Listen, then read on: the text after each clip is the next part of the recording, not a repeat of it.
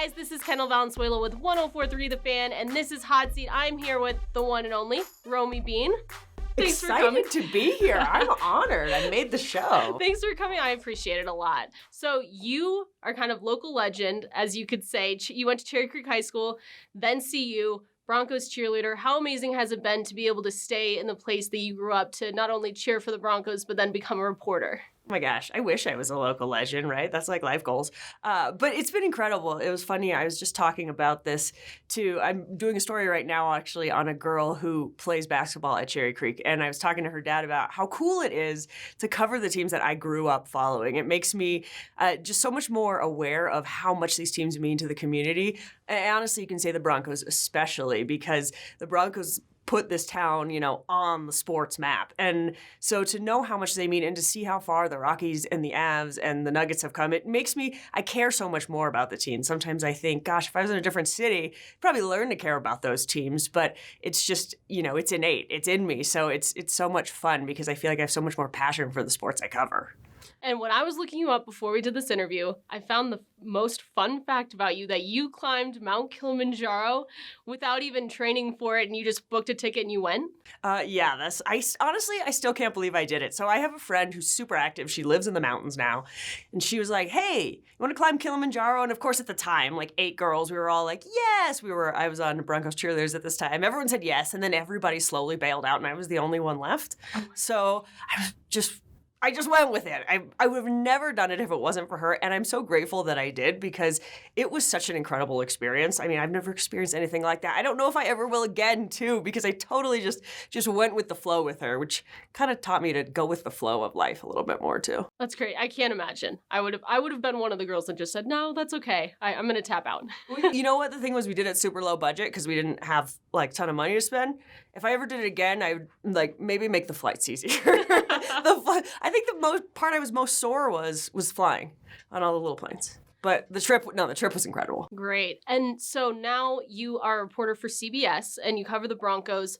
I want to know what you think of the Pat Shurmur hire and what you think he's going to bring to the table. Man, like what a get. The funny thing is I felt a little bad for Rich Scangarello because you look at when he got fired, everyone was like, well, if you look at the Broncos stats, they were 20-something in this and 20-something in that. But it's kind of unfair to look at that. That's 3 quarterbacks. I think if you take the end of the season, those last 5 weeks, the numbers are entirely different. And you really saw him kind of grow and open up in that when Drew Lock came in. So I think that I felt a little bad because it felt like he was coming into his own. But then when you hear they're replacing him with a guy like Shurmur, you can't really be upset, right? Like Shurmur is a huge get. I remember when Shurmur was up for head coaching gigs and people were talking about, God, he would be a great fit for the Broncos. So to get him in here as the OC, the other thing that I think that makes him fit so well is Vic Fangio has preached teaching, and you can see how that is paying off. These guys are becoming so much more disciplined. They're even Garrett Bowles, right? That teaching is such a huge part of what they do, and Pat Shurmur's totally that kind of guy too. That fits exactly in with teaching these guys the right techniques, so they're going to grow into an incredible team. And Broncos have number 15 pick in the draft this year. What position do you think they need to kind of look at for that number 15 pick? It's funny because now that Shurmur's here, you're like, oh, maybe they need to get 2 receivers in the draft. But the thing is that this year's draft class is what everyone's saying is this is one of the deepest receivers class in a long time. So I personally would like them to take a tackle in the first round. I think you can get a lot of good picks of wide receivers late. Even Cortland Sutton, second round. They got him a couple of years ago. So I would like them to kind of wait, maybe grab 2 receivers in the second, third round, even 4th round. But they got to shore up that offensive line. I mean, if there's anything that's been inconsistent, it's been the offensive line.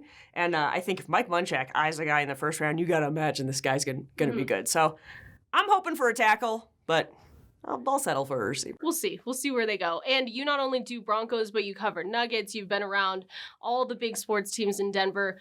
What team do you think is closest to bringing the city back a championship? Colorado Avalanche. I am all in on Avs for the Cup this year. They have so much talent, and Jared Bednar, I think, is a fantastic coach.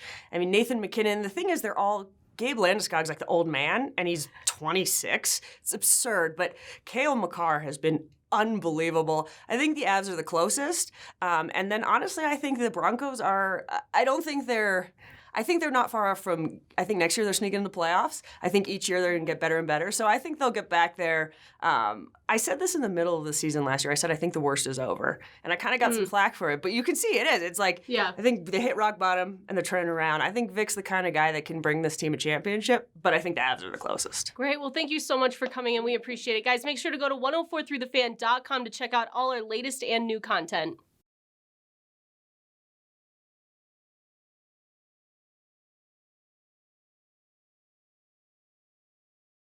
All the games, all the wings, all the beers, all season. No worries. Hooters.